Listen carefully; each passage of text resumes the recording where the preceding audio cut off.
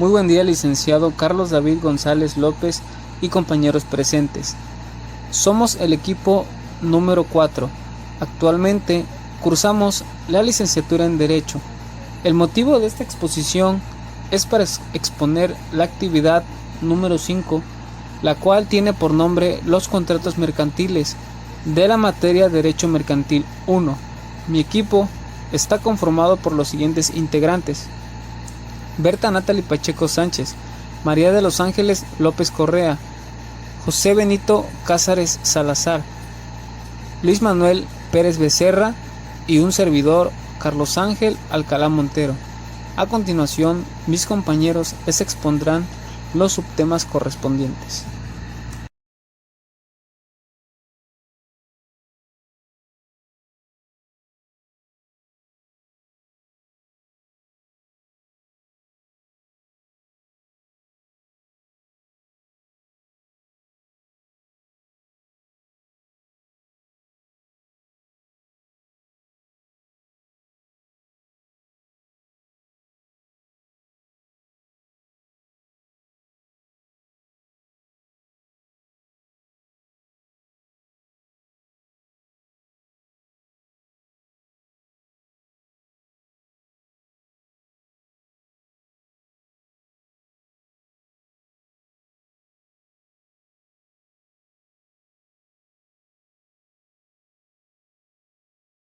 Buenos días, licenciado y compañeros. Soy José Benito Cázares Salazar del equipo 4 y el tema que voy a exponer es el de operaciones de crédito y bancarias.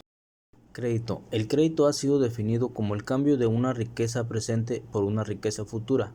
Esta definición, si bien no puede ser objetada, es en cambio demasiado general y es nuestro propósito adecuarla a la economía bancaria que constituye nuestro especial interés. Operaciones de crédito. Para que haya operación de crédito es indispensable que la conveniencia económica exista tanto para la parte que se desprende el propio ahorro como para la parte que lo recibe.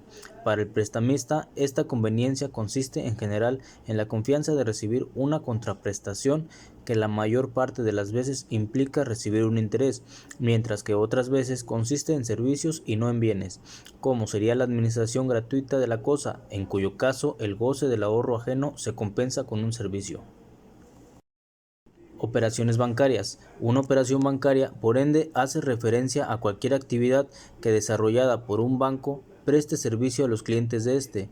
Estas operaciones se realizan por la necesidad que surge a la sociedad de realizar operaciones financieras entre sí, teniendo que realizarlas la entidad a través de estas operaciones. Se entiende también como el contrato concluido entre un particular y una entidad financiera, contrato producido como consecuencia del desarrollo profesional y habitual de la actividad de una determinada entidad bancaria. Características de una operación bancaria. Se considera una operación bancaria a toda actividad que una entidad financiera desarrolla con el fin de ofrecer sus servicios a un cliente. Por esta razón, cualquier operación que conlleve la ejecución de un servicio por parte de una entidad financiera para un cliente es una operación. Tipos de operaciones bancarias. Entre los tipos de operaciones bancarias que existen, podríamos clasificar a estas en 3 tipos. En este sentido, estos tipos de actividad son: operaciones activas, aquellas en las que es la entidad las que entrega el crédito al cliente. Se consideran activas para el banco actividades como préstamos, líneas de descuentos, créditos, etc. Operaciones pasivas, aquellas en las que son los clientes los que entregan su dinero al banco. Varios ejemplos de este tipo de operaciones son las cuentas de ahorro, los depósitos, la inversión, etc. Operaciones neutras, aquellas en las que el banco no recibe ni concede ningún tipo de capital. Ejemplo de operación bancaria: activa, cuando un banco concede un préstamo bajo demanda a un cliente. Pasiva, un cliente abre un depósito bancario e ingresa $10,000 con el fin de ahorrar. Y neutral, es el Estado habilita el pago de un tributo, el cual debe realizarse a través de la cantidad bancaria. Por mi parte es todo, agradezco mucho su atención. Buenos días. 3.4.1 Ley Orgánica del artículo 27 Constitucional. Se declaran nulas: a. Todas las enajenaciones de tierras, aguas y montes pertenecientes a los pueblos, rancherías, congregaciones o comunidades, hechas por los jefes políticos. gobernadores de los estados o cualquier otra autoridad local en contravención a lo dispuesto en la ley de 25 de junio de 1856 y demás leyes y disposiciones relativas. B. Todas las concesiones, composiciones o ventas de tierras, aguas y montes hechas por la Secretaría de Fomento, Hacienda o cualquier otra autoridad federal desde el día 1 de diciembre de 1876 hasta la fecha, con las cuales se hayan invadido y ocupado ilegalmente los ejidos, terrenos de común repartimiento o cualquier otra clase, perteneciente a los pueblos, rancherías, congregaciones o comunidades y núcleos de población. C. Todas las diligencias de apeo o deslinde, transacciones, enajenaciones o remates practicados durante el periodo de tiempo a que se refiere la fracción anterior, por compañías, jueces u otras autoridades en los estados o de la federación, con los cuales se haya invadido u ocupado ilegalmente tierras, aguas y montes de los ejidos, terrenos de común repartimiento o de cualquier otra clase, perteneciente a núcleos de población.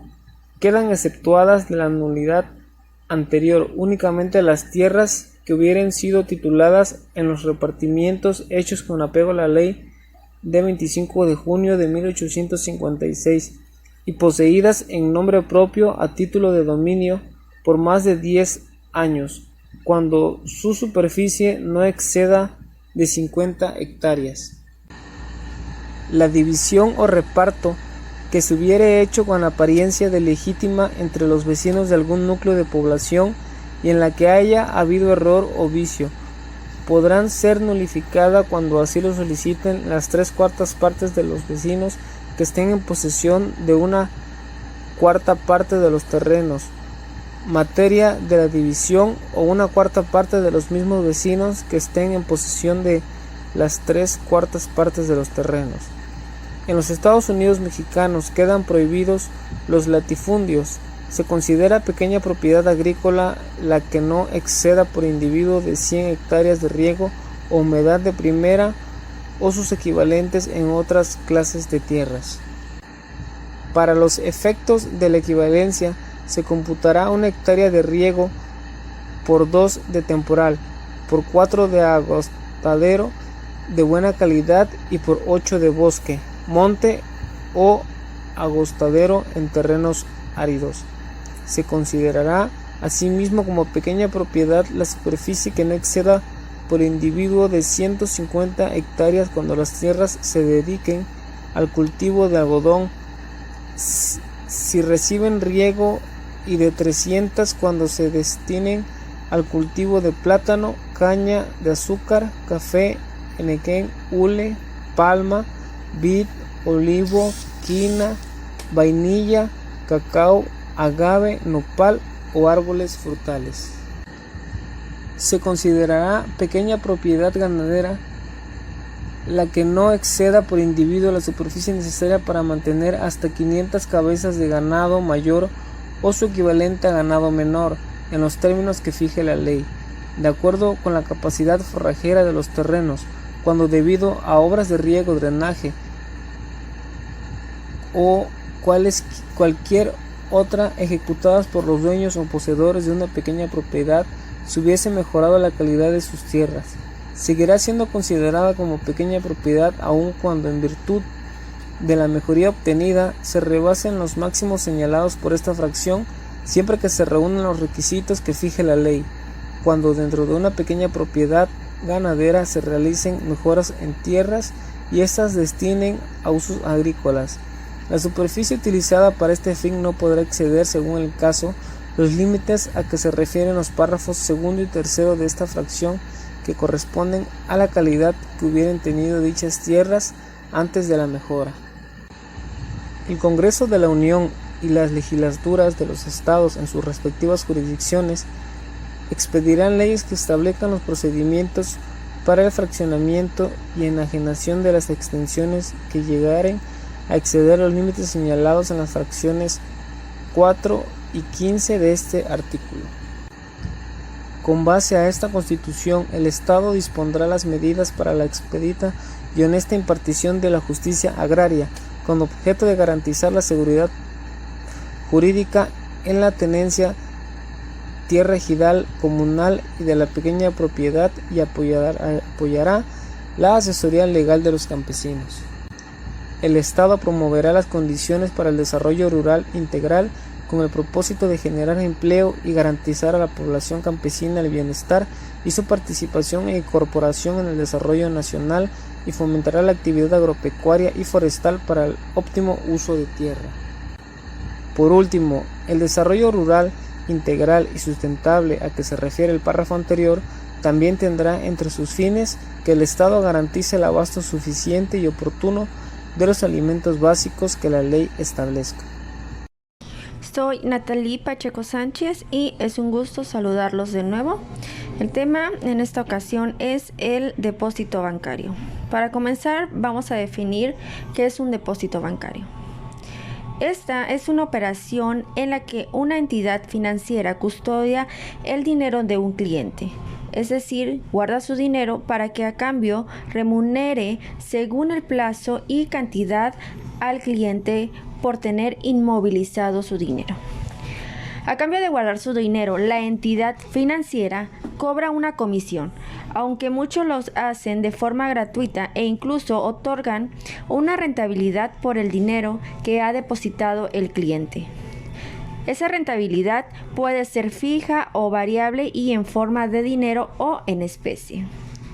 En otras palabras, un depósito bancario es la acción de tener dinero en un banco durante un tiempo determinado y acordado para que dé beneficios a largo plazo.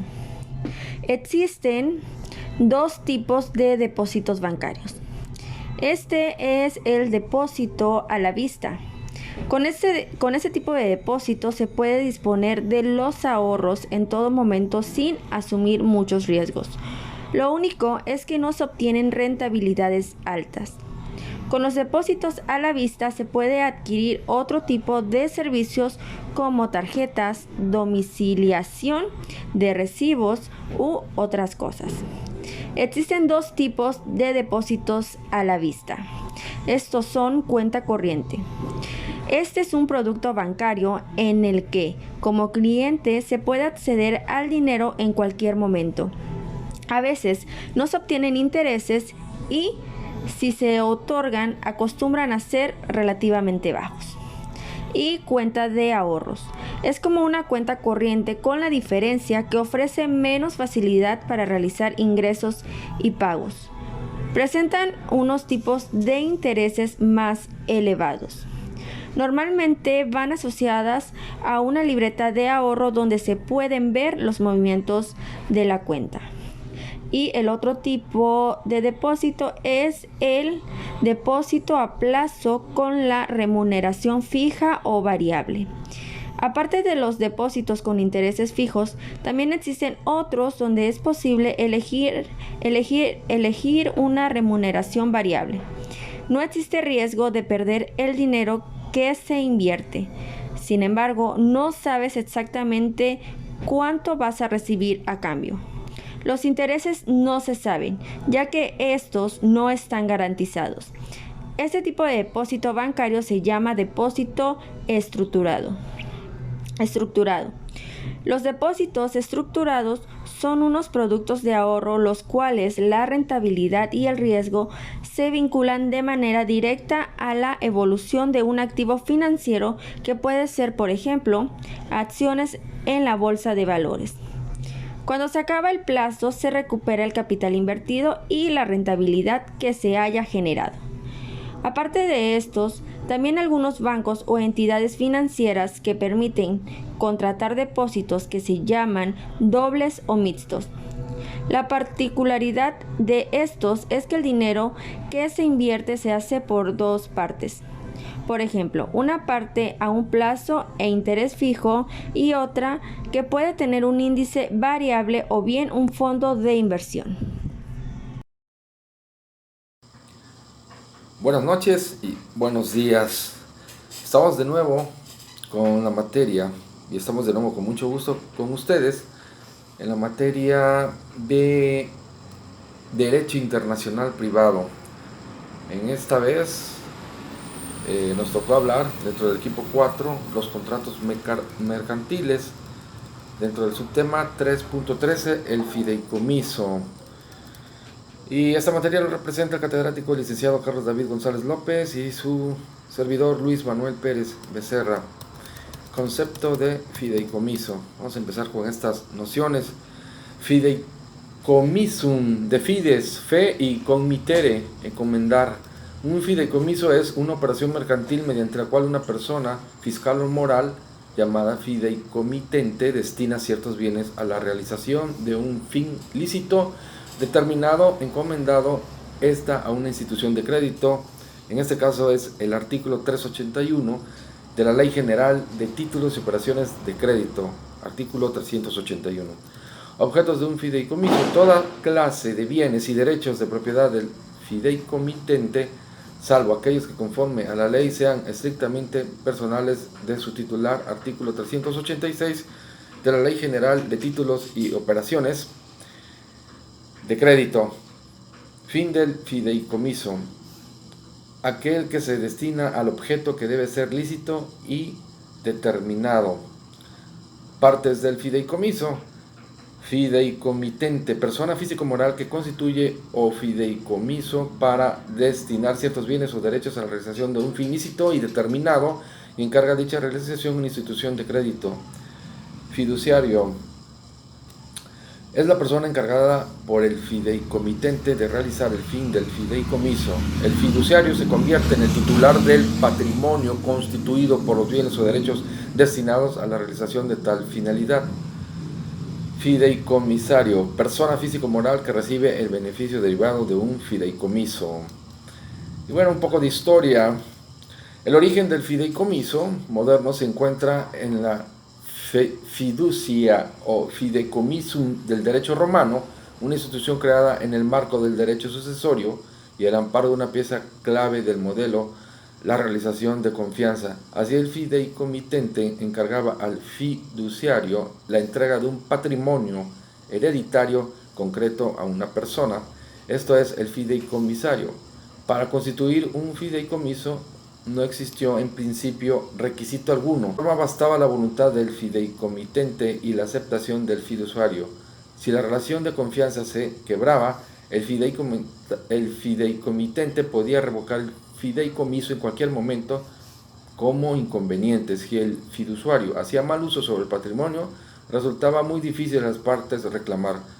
Con la llegada del imperio se trató de solventar este último problema creando una jurisdicción especial de pretores fideicomisarios encargados de velar por el cumplimiento preciso de voluntad de los fideicomitentes.